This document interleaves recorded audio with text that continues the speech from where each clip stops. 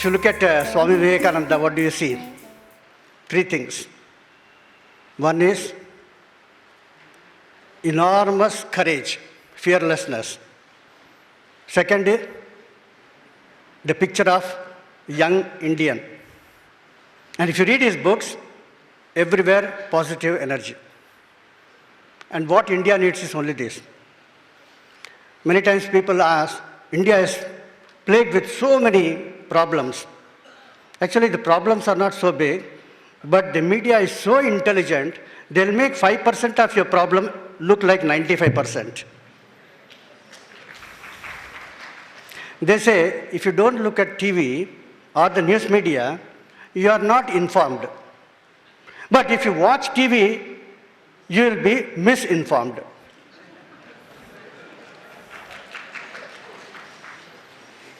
Now that I am in the midst of, suddenly was told that Gopi Chand is here, why I consider him is another icon of the youth.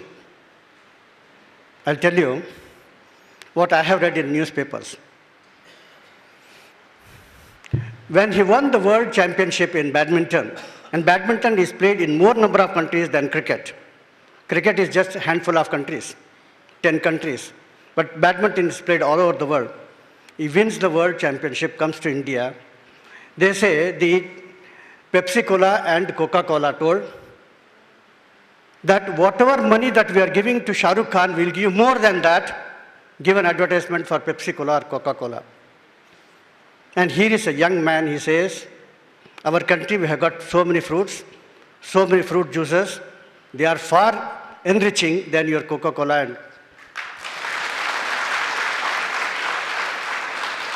at that time, he must have been in his 20s, far younger than today. And Swami Vivekananda would have been extremely proud of Pullela Gopichand. When he said, I want 100 young men, he meant people like him. They can change the history of India, no doubt. And let me tell you, there are many such people, and they have been changing the face of this country in their own way. The media does not have time for them. Some people ask that many people are leaving India, what will happen to our country? The number of people who leave India are less than 1%. Do you mean to say that this 1% who are leaving India are going to capsize the boat that is having 95% Indians? No. But if you want your sons are going, you tell them one story. You know, there is a person called Kumar Dikshit. He left India in the year 1958 for doing post-graduation in plastic surgery. He did his MBBS from Aurangabad. He went to America. In the year 1968, he said, I have earned enough. I have to go back to India. Every year, he comes to India. 7 months he stays in India, 5 months he stays in America. Why does he have to go back to America? He says, I earn for 5 months, I spend for 7 months. He gives a free plastic surgery to people in Bhopal, in Indore, in Aurangabad, so many places. He spends all his earnings for the poor people of India. Your son wants to go there, tell him, let him go as Kumar Dikshit. He's still doing it. When I went to Indore, people said, yes, we have seen him. When I went to Bhopal, they said, yes, we know him very well. I'll give you another example. India and China may be fighting with each other. They may have political differences. But whenever the Prime Minister or the President of China visits India, whether it is Hu Jintao a few years before, or many other prime ministers, they definitely come to Bombay. No political agenda. And there they meet a 80-year-old two sisters and tell them, we have not forgotten your brother. Why is it that they take one extra day, come to Bombay from Delhi, meet these two ladies and say that we have not forgotten your brother? Who is that great person? That person is called Dr. Dwarkanath Kotnis. How many of you know him? He left India. Thank you very much. He left India in the 30s, 1937. When there was a war between China and Japan, and he saw in the paper that so many Chinese soldiers in that war, epidemic has started. And he was a doctor in Sholapur. He said, I am a doctor, and people are suffering, I will go there. Many people told, don't go there. War is going on. The Japanese will think that you are a spy of the Chinese, they will kill you. The Chinese will think that you are a spy of the Japanese and they will kill you. And you know neither of these languages. And their food habits, their living habits, everything is different. And in a war-torn place, how will you live? How will you survive? He said, I know only one thing. There are 100 reasons for not going, but there's only one reason for me to go. People are suffering, I am a doctor, I must go. He went there, he did not return. He died in 1945 at the war front. Chinese government has brought out special stamps on him on 2 different occasions. The place where he died, there is a big memorial for him. There are streets named after him. And even today, the resident of the Prime Minister of China comes to the 2 sisters and tell them, we have not forgotten. So this is what Swami Vivekananda said, I want such 100 people. So nowadays, a lot of things are happening in the TV, and people think that that is real India. I don't know what is real India and what is real Bharat. But Swami Vivekananda spoke the language of the Vedas, he spoke the language of the Upanishads, spoke the language of Valmiki and Vedavyasa, and yet he related it to the most educated people in Harvard University, to the most elite people of Chicago. So, India is one such country where knowledge goes from the past, through the present, to the future.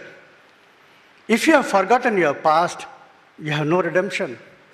You have to go from the past to the ancient wisdom that India has can guide us forever.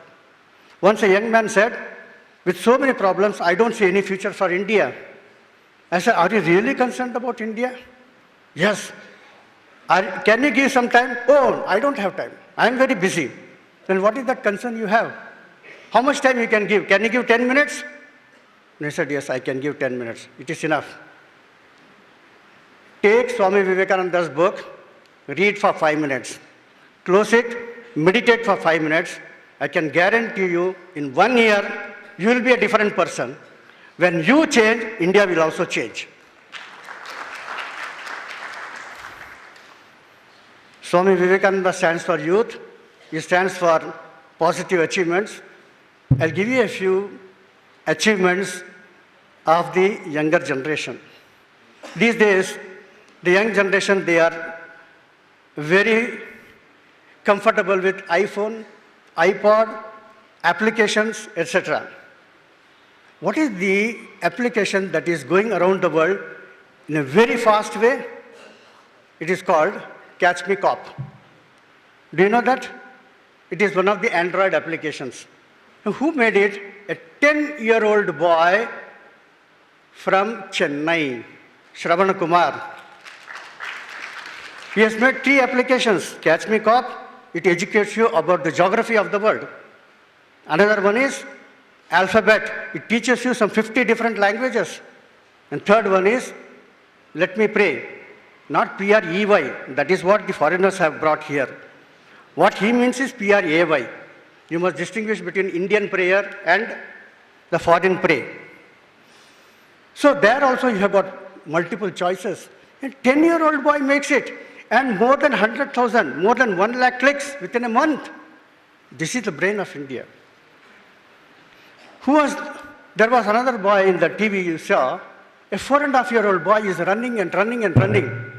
65 kilometers he ran, Budhya Singh. It's a world record.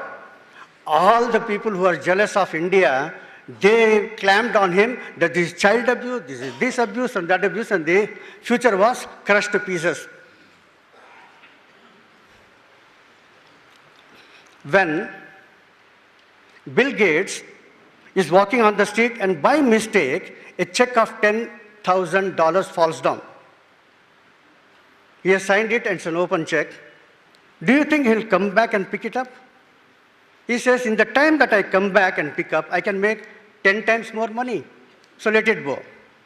Such a person, busy person, comes all the way to Bangkok and spends half a day with one 5-year-old boy. His name is Ajay Ravi Puri. He is from Hyderabad. I'm saying this because he's from Hyderabad. What is specialty of this Ajay Puri? Just 5-year-old boy. And to reach Bangkok from Seattle or from San Francisco, he would have spent 2 days coming and going. That apart, why does he spend such time with him? Because at that age of 4, this young boy, he can play with all the product that Microsoft has invented, whether it is Word or Excel or even Facebook. He can handle very comfortably. He said, such a small boy. And then at the end, he said, I'm to make him the youngest executive in the world. He gave him 1 day's salary as gift to that boy.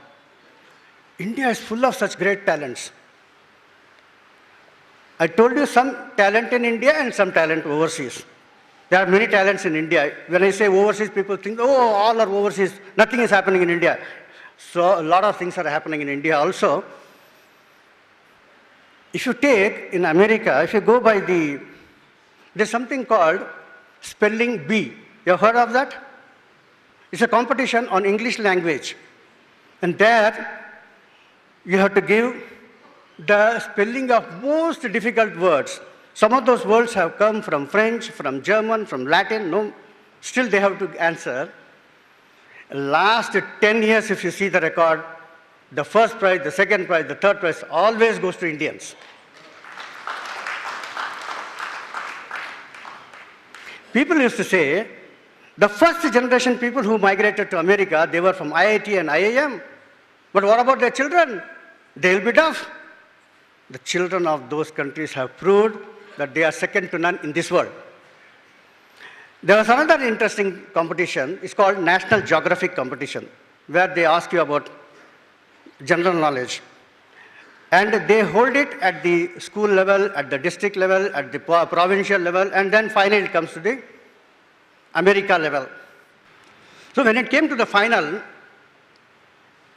they invited a very, very important personality. All that personality has to do is sit in front of a computer, press the button. The computer will generate the questions.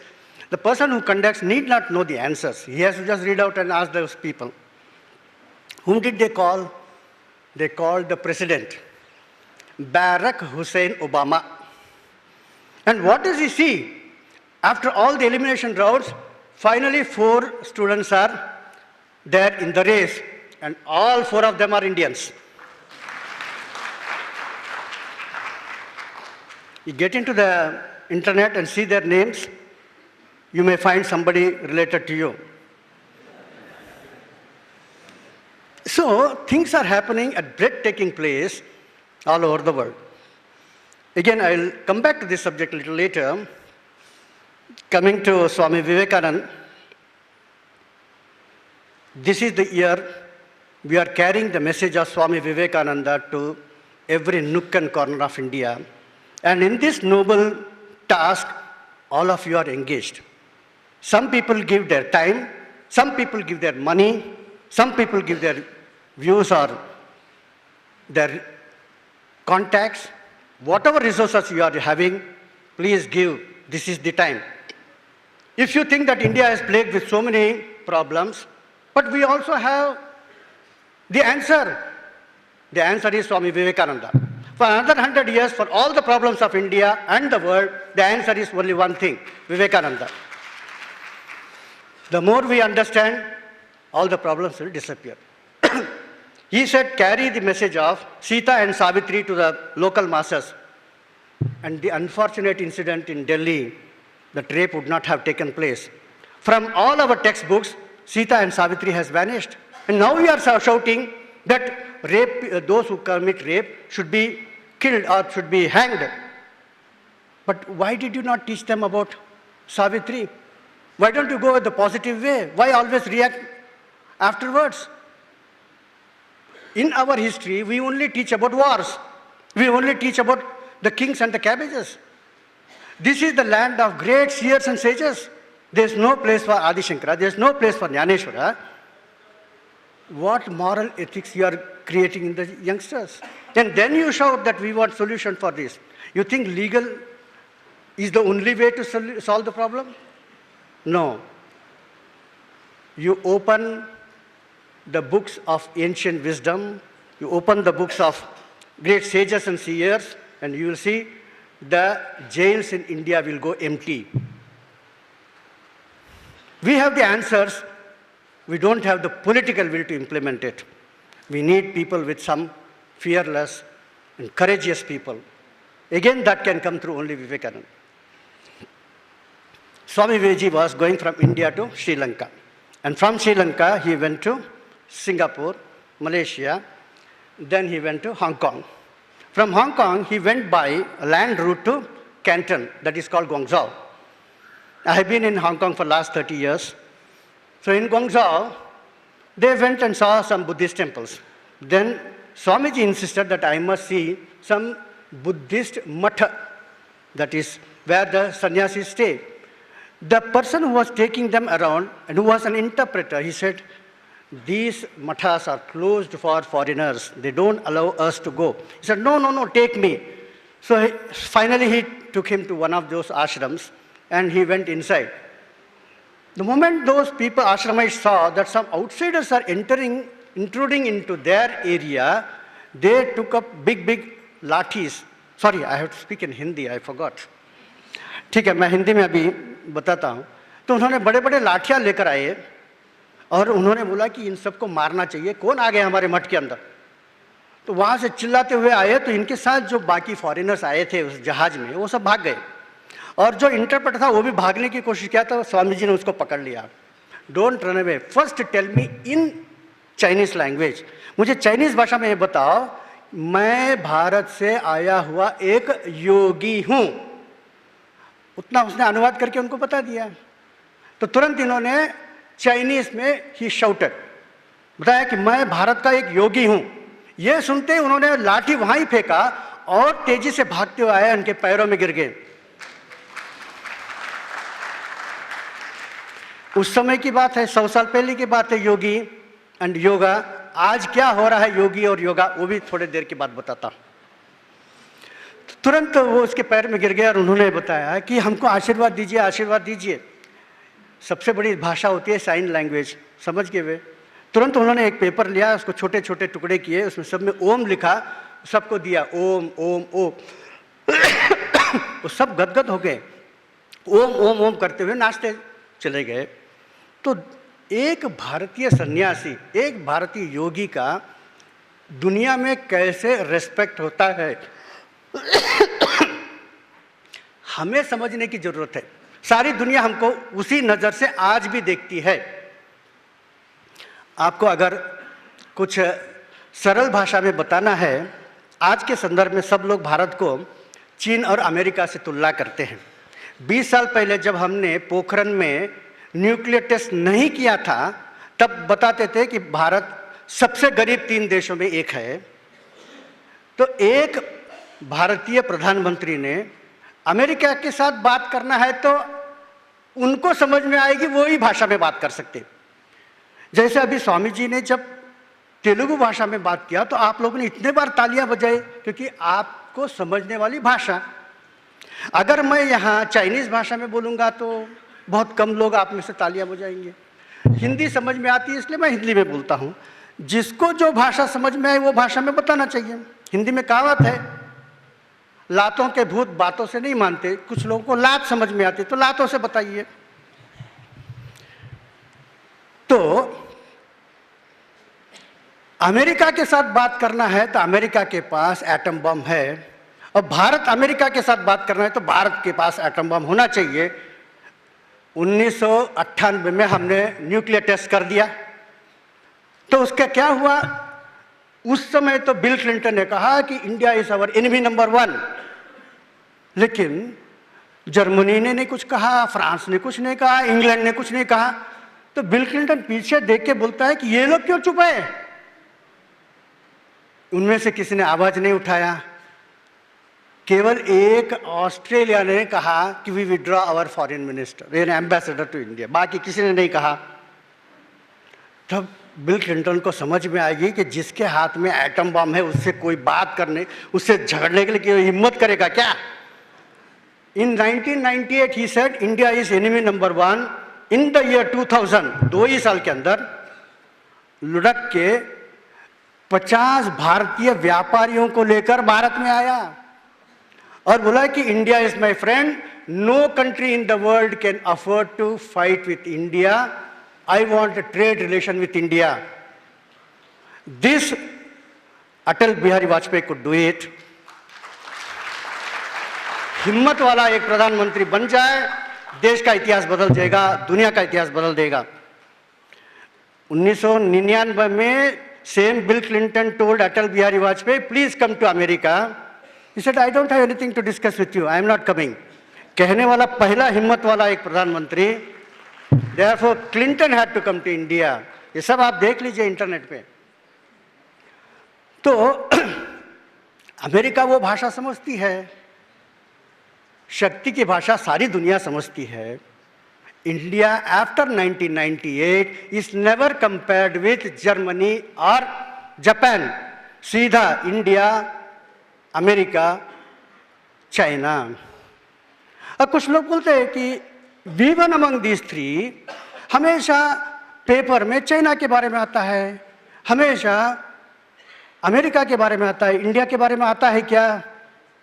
Bharat में नहीं आता है, भारत के बाहर केवल India के बारे में आता है। आपको महाभारत युद्ध मालूम है? महाभारत में क्या हुआ?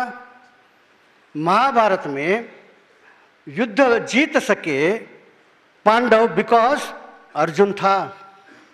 अर्जुन के पास वो इतनी शक्तिशाली है कि वो भीष्म पितामह, द्रोणाचार्य से युद्ध कर सकता है, कर्ण से युद्ध कर सकता है। आज कौन है अर्जुन जैसे? अमेरिका है।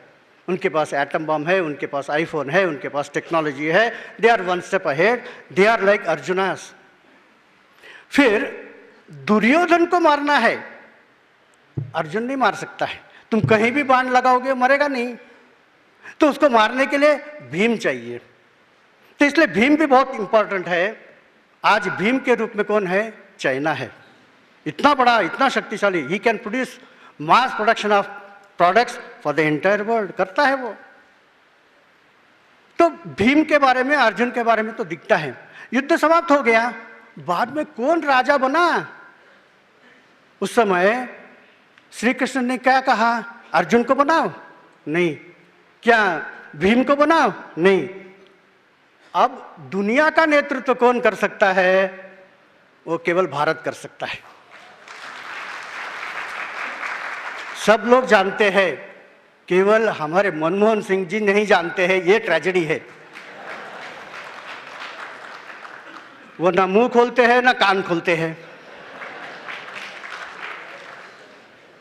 अगर हम अपनी ताकत को पहचानेंगे, दुनिया में सब लोग मानेंगे। ली कुआन यू एक चाइनीज है। He is the maker of China, sorry Singapore. Singapore में 70% ऑफ चाइनीज। वो चाइनीज ओरिजिन का Lee Kuan Yew, any overseas president and prime minister of Chinese origin, he has the status of a cabinet minister in China. जैसे वो China के अंदर जाएगा तो उसके लिए एक कैबिनेट मिनिस्टर के लिए जो प्रोटोकॉल होता है, एम्बेसडर गाड़ी आ जाएगी उसको ले जाने के लिए, वगैरह वगैरह। वो आदमी चाइना के बारे में अच्छा बोलना चाहिए, अमेरिका के बारे में अच्छा बोलना चाहिए, क्योंकि ट्रेड पार्टनर है। लेकिन वो कहता है when China grows all the Asian countries feel threatened, when India grows we feel protected.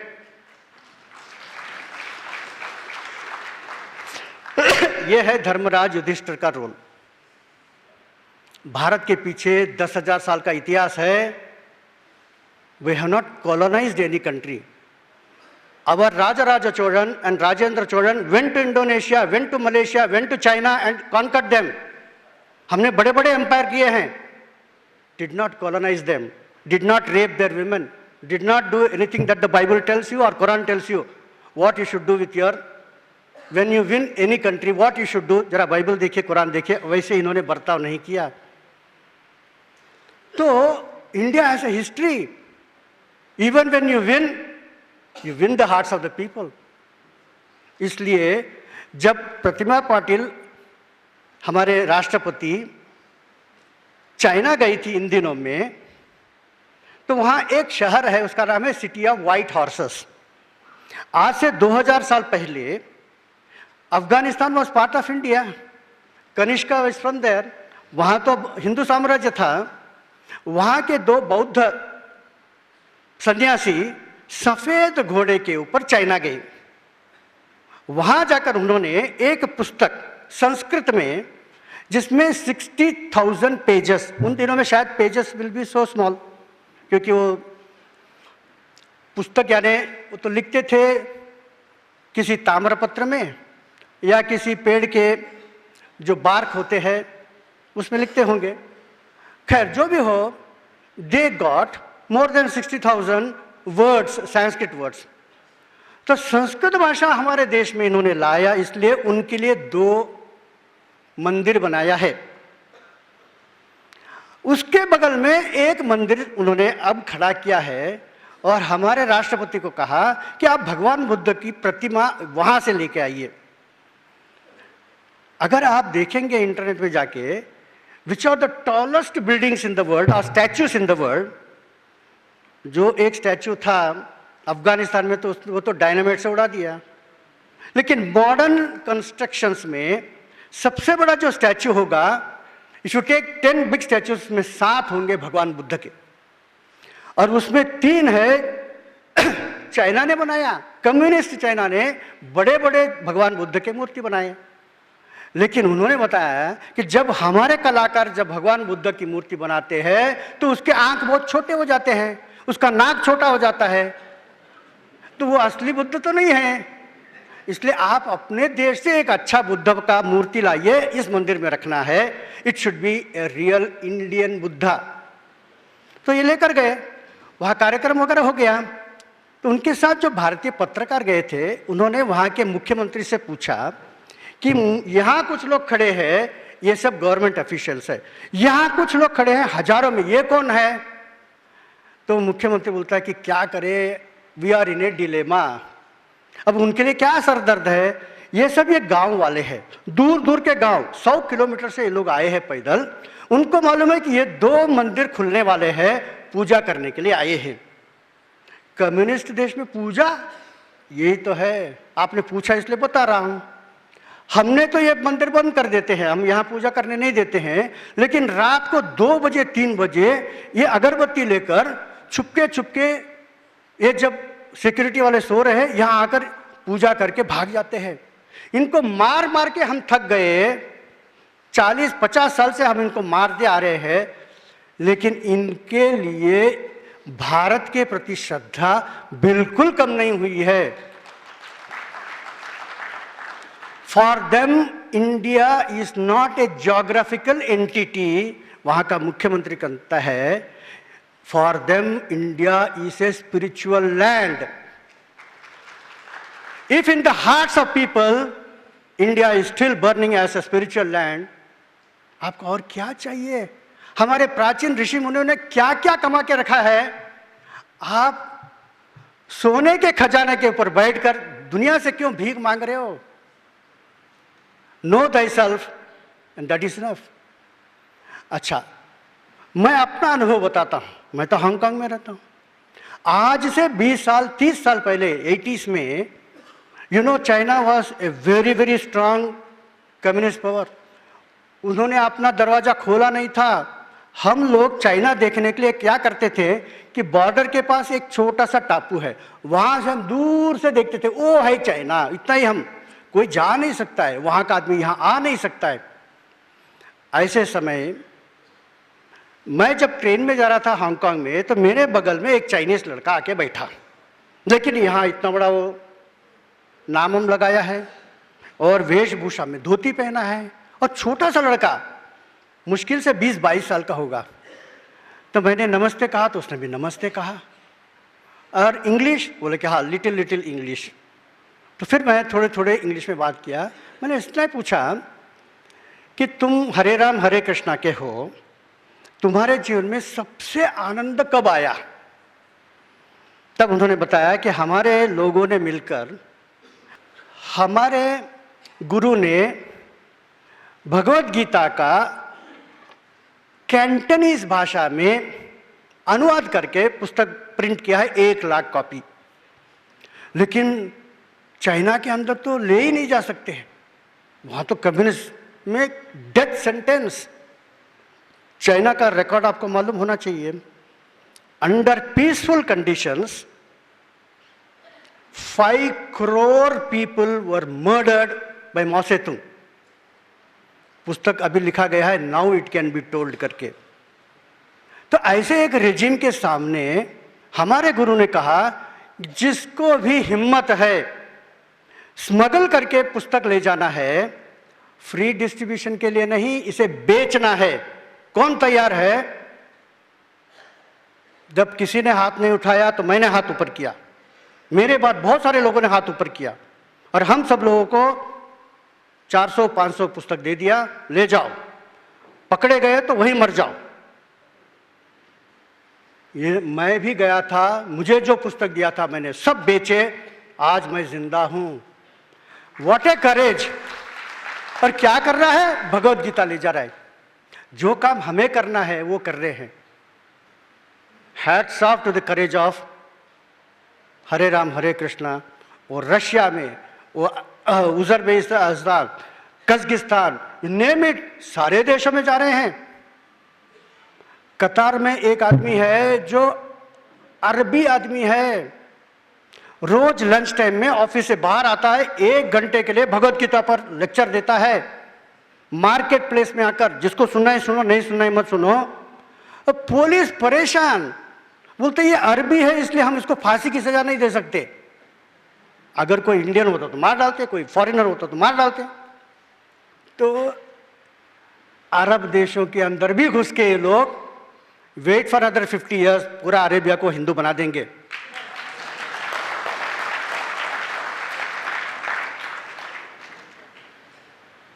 मैंने कुछ साल पहले इन द ईयर 2001 एक लेक्चर में बताया कि wait for other 50 years the president of America will be a Hindu. तो लोगों ने मुझे बताया कि Ravi Kumar, you are making political statements. तो बोला कि if you don't agree with me, I don't want to discuss. Come back to me after 2 years, make a study and then tell me.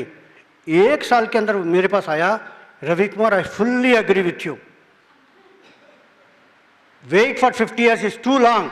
Wait for another 20 years, the president of America will be a Hindu. मैं अभी बता रहा हूं। आज के paper में क्या लिखा है देखा?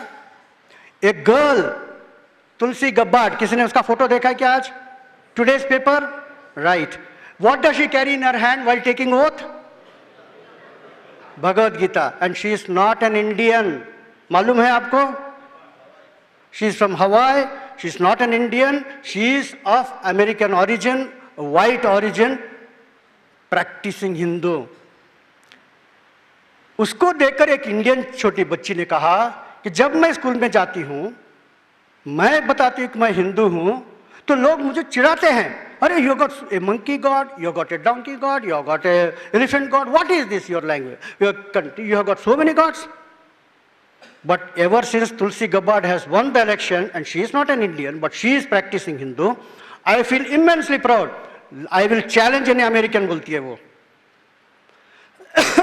Things are changing very fast, breathtaking.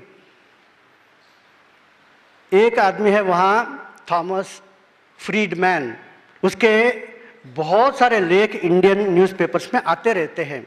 He writes on variety of subjects. He writes in New York Times. उसके 2 बातें मैं बताता हूँ। एक पहले उसने बताया कि when I was a small boy, जब खाना खाते मैं कुछ फेंकता था तो मेरे माता पिता मुझे डांटते थे. Think of the poor people in India. They don't have anything to eat and you are throwing away. When I was small, India was a poor country. But when I have grown, within my lifetime, in a 30, 40 years, what do I tell my children? मैं उसको बताता हूँ school से आने के बाद homework करो, गृहपाठ करो. If you miss your homework, remember that the best of jobs will be snatched away from you by an Indian student. अब तुम्हारे हाथ में तो भीख मांगने की कटोरी रह जाएगी. तो India has changed. आज everybody knows India because of information technology, because of your satellite technology, because of your supercomputers, because of your rocket technology. All these things happened after 1998. हमारे सामने इतने सारे बदल हो गए and we still talk of India of 1970. Why don't you think of India of 2000? It's totally different. आज हमारे youngsters क्या नहीं कर रहे ऑल ओवर द वर्ल्ड. एक छोटा सा लड़का 16 साल का लड़का शौर्य रे जर्मनी में स्कूल में बताते हैं for 350 year there is a problem. Newton के समय से एक प्रॉब्लम है इन दिस मैकेनिक्स में कि if you throw a ball on the wall, it has to come back. You know what are the forces. But if there is a fan rotating here, and if it is crossing this fan, so what will be the force with which it will fall on the ground? By changing the speed of the fan, what are the changes that will take place to this? अब इसका equation आज तक किसी ने नहीं बनाया. 16-year-old boy Shaurya Ray last year solved this problem which has not been solved for 350 years. अरे Indian genius है. मैं नहीं बता रहा हूं, बिल गेट्स ने क्या बताया बताता हूं. जैसे इंडिया ने ये न्यूक्लियर टेस्ट किया ना, तो बिल क्लिंटन उसने 3 सैंक्शंस किया कि till then India was taking foreign exchange from various countries. जब तक आपके पास फॉरेन एक्सचेंज नहीं है आप पेट्रोल नहीं ला सकते. पेट्रोल नहीं है तो आपका स्कूटर नहीं चलेगा, कार नहीं चलेगा और फिर फैक्ट्रीज नहीं चलेंगे. Petrol is very very necessary. और सबसे ज़्यादा जो हमारा खर्चा होता है फॉरेन एक्सचेंज का, पेट्रोल. और इसलिए मैं I appeal to all the scientist in the front कि पेट्रोल के लिए अल्टरनेटिव जल्दी से जल्दी तैयार करो. और the wastage of petrol is the worst crime, क्योंकि उसके लिए हम bleeding, India is bleeding because of petrol. तो वेस्टेज ऑफ पेट्रोल नहीं होना चाहिए, एफिशिएंट यूज ऑफ इलेक्ट्रिसिटी होना चाहिए और अल्टरनेटिव जल्दी से जल्दी हमने तैयार करना चाहिए. देख रहे हो Gujarat has come out with server solutions. So walk on the path of Gujarat and you will rise at 13% rate of growth. तो उस समय उसने एक सैंक्शन की, no country in the world will give any a single dollar as loan to India. तो IMF नहीं, फिर world bank नहीं, कोई पैसा नहीं देगा. अभी भारत क्या करेगा? भारत के पास एक बहुत बड़ी ताकत है, वो है overseas Indians. Atalji appealed to the overseas Indians and said, I have printed bonds called India Resurgent Bond. And urgently I need $2 billion to purchase this petrol. Foreign लोगों ने 10 दिन के अंदर $4 billion इंडिया में डिपॉजिट कर दिया. It was a slap in the face of Bill Clinton. खत्म India. और उसके बाद Atalji's innovative ideas with the business people. Today we have got surplus. $300 billion हमारे पास पड़ा है. Where to keep this money is the headache of the finance minister. From a borrowing country he changed it into a lending country. एक दूसरा बोला है उसने कि no scientific instrument will be sold to India. कोई चिंता नहीं. हमारे साइंटिस्ट ने बताया कि हम किसने बोला कि क्रायोजेनिक इंजन रशिया से खरीदना है. ये सब give us the chance, we can change. और उन्होंने ये सब कर दिया इंडिजिनियस मेथड में. चांद तक पहुंचने वाले 4 देश में भारत, सुपर कंप्यूटर भारत, बहुत सारी चीज़ों में भारत बहुत आगे है. और Agni 5 we set 5000 kilometer. Immediately you know what Chinese defence minister said, no India is hiding facts, it has got a range of 8000 kilometers. All indigenous scientist. ये कोई हार्वर्ड यूनिवर्सिटी में जाके नहीं आए. PK Iyengar is from an ordinary village from Kerala. Abdul Kalam was from a village in Kanyakumari. तो ये लोग भी देश की भविष्य कर सकते हैं, इसलिए we have got enough talents. Third one के लिए मैं आ रहा हूँ। Third sanction against India was I will not give a single visa to an Indian. इससे हमें क्या नुकसान है? Kasturi Rangan is one of the greatest scientist in telephotography. In last 50 years only 4 people have been recognised as great scientist in telephotography. उसमें एक है doctor कस्तूरी रंगन, उसको भी वीजा नहीं दिया।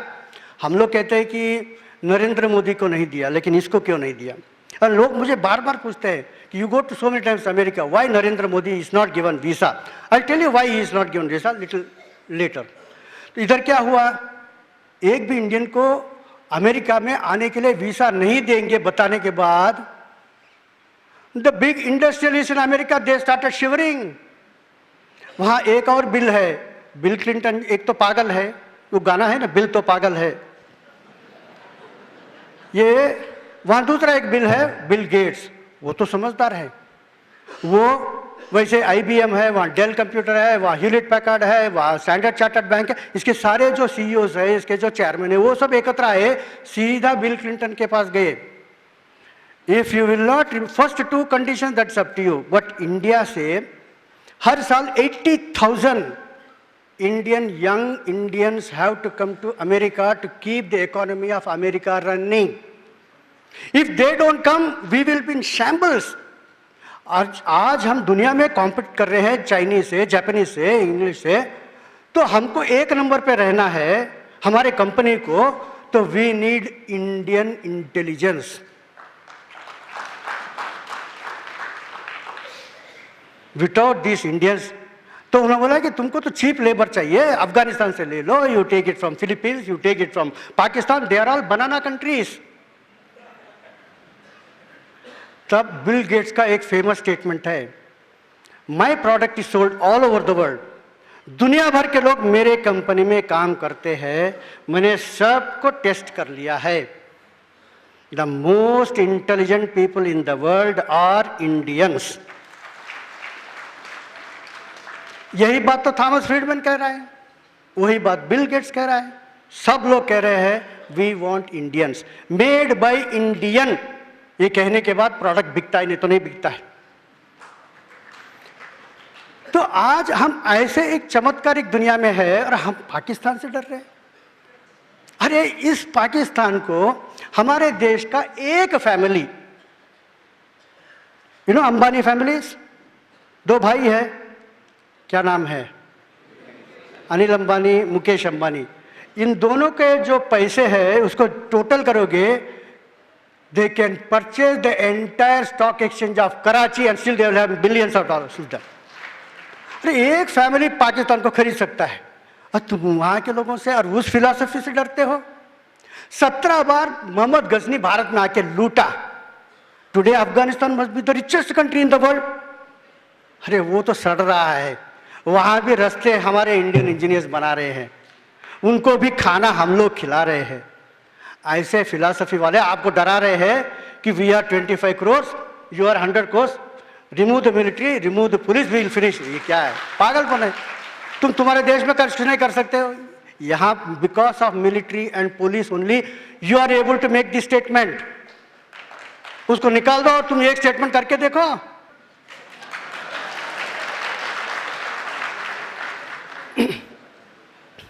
तो हमारे यहाँ बुद्धि की कोई कमी नहीं है, हमारे यहाँ बिजनेस के लिए कोई कमी नहीं है।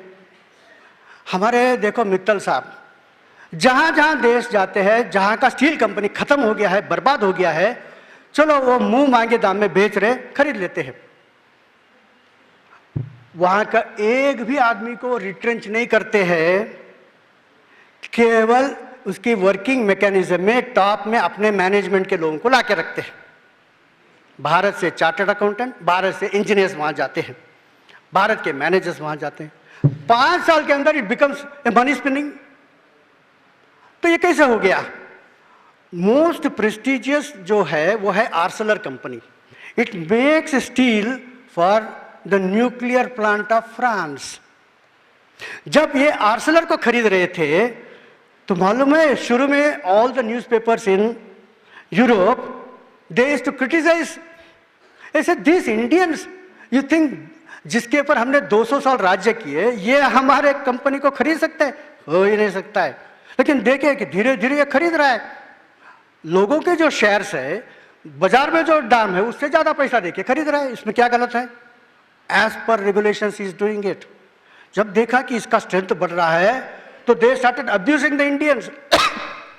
और फिर जब रुका नहीं तो वहां का जो राष्ट्रपति जैक शिराक भारत में आया और हमारे मनमोहन सिंह से कहा कि please tell Mittal not to purchase this Arcelor company, इससे हमारी नाक कट जाएगी। You know, French people have very big nose. तब मनमोहन सिंह ने क्या कहा, वह कि मेरे कैबिनेट में एक ममता बनर्जी है, मैं उस समय के मेरे कैबिनेट में एक लालू यादव है, यहाँ एक मुलायम सिंह है। ये जो कैबिनेट मिनिस्टर वही मेरी बात नहीं सुनते हैं, लंदन में बैठा हुआ मित्तल मेरी बात सुनेगा?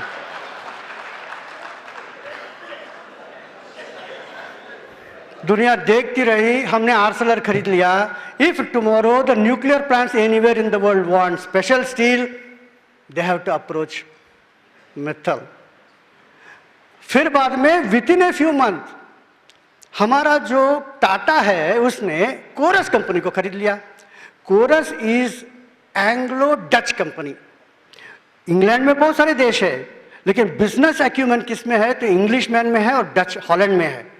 उनकी कंपनी को खरीदना, हाइट ऑफ बिजनेस इंटेलिजेंस। फिर देखते देखते जगुआर भी खरीद लिया, प्रेस्टिजियस कार है, लैंड रोवर को खरीद लिया। टाटा ने क्या नहीं खरीदा? टेटली को खरीद लिया। आज हमारे देश के छोटे छोटे कंपनी अमेरिका के कंपनियों को खरीद रहे। इसके बारे में क्यों नहीं लिखते हो? तो ये भी तो हमारा भारत है। तो this is the dream of Swami Vivekananda कि people from India will travel all over the world, not for colonising them but with a cultural input. कैसे कल्चरल इनपुट हमारे लोग कर रहे हैं मैं बताता हूं। इंदिरा नूई का नाम सुना होगा आपने। इंदिरा नूई हर साल पूछते हैं कि who is the most influential lady in the world, और number 1 Angela Merkel, she is the president of Germany, वो तो पॉलिटिशियन है। Number 2 Hillary Clinton, she is another politician. Number 3 all the time Indira Nooyi, लास्ट साल 10 साल से, these politicians will come and go but she has been there for all this 10 years। Indira Nooyi अपने office में ऊपर गणेश जी का फोटो रखा है, उसको मिलने के लिए प्रेसिडेंट्स ऑफ डिफरेंट कंट्रीज कम। तो जब पूछते हैं कि हु इज दिस पर्सन, तो बताते कि if I am in this place it is because of his grace. यह सुनने के बाद आज अमेरिका के बहुत सारे वाइट सीईओस, उन्होंने अपने कैबिनेट में गणेश जी का फोटो रखा है। India has a soft power unmatched in this world. मैंने योगा के बारे में बताया ना। In the 80s the greatest American basketball player was Abdul Kareem Jabbar. देख लीजिए आप, Abdul Kareem Jabbar scored the maximum number of hits basketball में, ऊपर जाके गोल मारा है। बास्केटबॉल में जंप मारना पड़ता है। जो आदमी 5 साल जंप मारेगा उसका नी कैप खत्म हो जाता है, बदलना पड़ता है। और ये 10 साल से खेल रहा है, कुछ नहीं हुआ। तो उसको पूछा कि व्हाट इज इट दैट, तो बोला कि I never go for jogging, I never go to gym, then how do you keep yourself fit? I go to yoga. आज the fastest growing habit in the world अगर कुछ होगा, yoga. Whole of China is being overtaken by yoga, whole of America is getting. America में yogasana is $8 billion business. Bharat ने अगर इसे patent किया होता तो $8 बिलियन का शेयर्स तुमको मिल जाता। हम तो सैफ्रनाइजिंग नहीं चाहिए, हमको तो इंडिया नहीं चाहिए, यू आर द लूजर। क्या मिला तुमको? तो without any government supporting yoga, it is spreading like a wildfire. Our Vedanta is spreading as a wildfire. बहुत सारी चीजें बदल रही है। बदलते हुए परिस्थिति को समझना चाहिए This is the dream of Swami Vivekananda कि country after country our people should go with the message. अब हमारा message क्या है? Family values. क्यों कि वेस्ट इज, अब वेस्ट हैज नॉट मेड, अभी देखिए आज के इसमें economic growth is index of strength which is the fastest growing democratic country in the world. India is growing at 6%. There's no other country growing at 5% for the last 5 years. सब लोग डूब गए हैं. ग्रीस डूब गया है. जैसे Europe has gone to pigs. P का मतलब पोर्चुगल, आई का मतलब आयरलैंड और इटली, जी का मतलब है Great Britain and Greece, S का मतलब Spain. Spain 48% of the youth are not having job. It is like a civil war. And still India is making a progress. America में 1.9% progress होता है. They are very happy.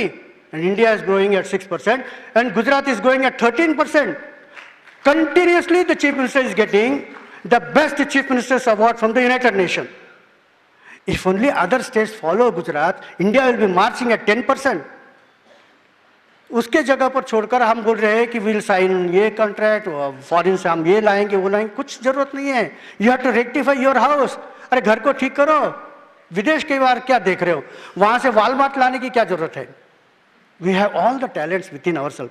खुद को पहचानो, we can rule. Walmart आने से बहुत बड़ा नुकसान हो जाएगा ये भी नहीं मैं मानता हूँ. वो आने के कारण बहुत स्वर्ग होगा या नरक होगा, कुछ नहीं होगा. Indian people, Indian business people have got the talent. जो इंडियन बिजनेस पीपल के बारे में बताते हैं, एक कॉफ़ी मशीन है, उसमें आप 10 रुपया डालते हो तो गरम गरम कॉफ़ी मिलता है. तो एक अमेरिकन आया, उसने कॉफ़ी लिया तो देखा कि उसमें कीड़ा है, वन इंसेक्ट, तो उसने फेंक दिया, दूसरे मशीन से पिया. वहाँ से एक अंग्रेज आया, उसने देखा कि इसमें कीड़ा है तो उसने कीड़ा को निके इधर देखा, कोई देखने, फेंक दिया, कॉफ़ी पी लिया.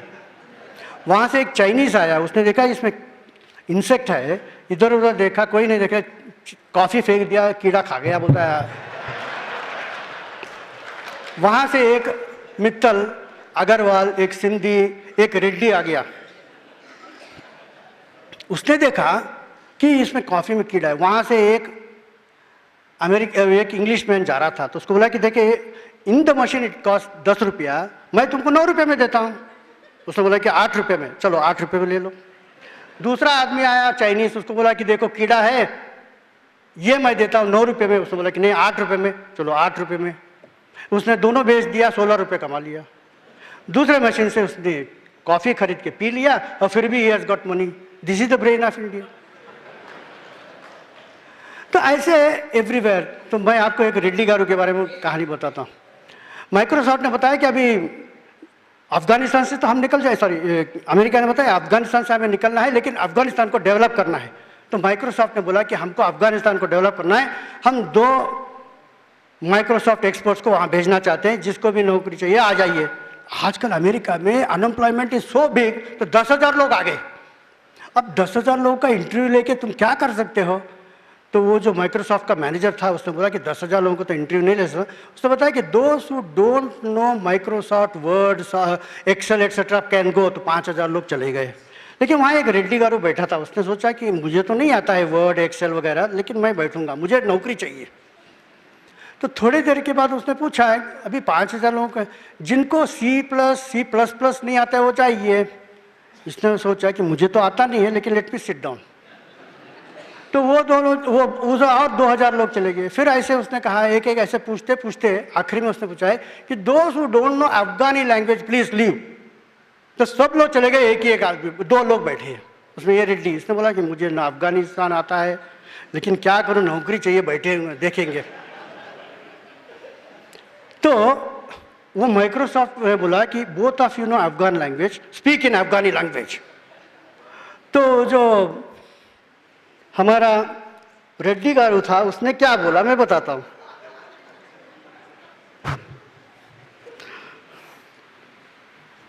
उसने भगवान से प्रार्थना किया, देवड़ा नन्नु कापाडू, नाक कंप्यूटर तुलिया दो, मुझे अफगानिस्तान भाषा नहीं आता है, कुछ नहीं आता है, लेकिन सामने एक आदमी बैठा है, मालूम नहीं मुझे क्या करेगा, हे भगवान मुझे बचाओ. जब इसने ये कहा तो सामने वाले ने देखा, उसने बोला अन्ना मुझे भी तेलुगु आता है, अफगानिस्तान नहीं आता है. और वो तेलुगु में बात करने लगा। तो ये आदमी देख रहा है कि दोनों जोरदार बात कर रहे हैं। Okay, both of you are selected.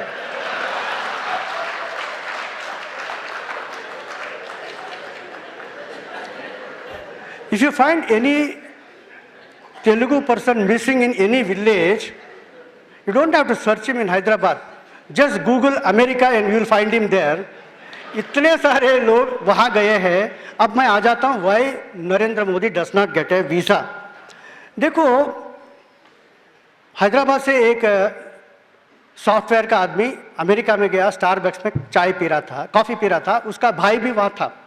भाई वहाँ बैठे हैं और ये हैदराबाद में बैठा है, बैक ऑफिस होता है। तो वहाँ सामने एक आदमी, दूसरा आदमी आके बैठा, बातचीत वगैरह किया। तो what are you? I am good in software. ठीक है, I am looking for a software engineer, can you join my company? Sir, why should I join my company? My brother is here, I am there, we are very happy. नहीं, I will give you 10,000, I will give you this. बोलते जा रहा है, I will give some more money, I will give you some more dollar. तो उसका छोटा भाई ने बोला कि let us try for 1 year, 1 साल के नौकरी ले लो। तो इसने बोला ठीक है, I will under one condition, I will work here for 1 year, और वहाँ मेरा जो भाई का लड़का है उसको बिठा देता हूँ, नो प्रॉब्लम, हैदराबाद भी चलते रहेगा, ये भी चलते रहेगा। वो आदमी ने क्या सोचा, इसको मैं तो केवल 1.5 गुना पैसा दे रहा हूँ, मेरे पास दो जो अमेरिकन उल्लू के पट्टे बैठे हैं ना, उस दोनों को निकाल दिया उसने और इसको रख दिया, इसको डबल काम दिया। So the owner is also making profit and this man is also profiting. One Indian engineer goes, 2 American engineers lose their job. One Indian doctor goes, 2 American doctors lose their job. Bill Clinton हो या George Bush हो या barrack Hussain Obama हो, वो क्या सोचता है कि एक पॉलिटिशियन भारत से आएगा तो मेरा क्या होगा? Don't give visa to Narendra Modi.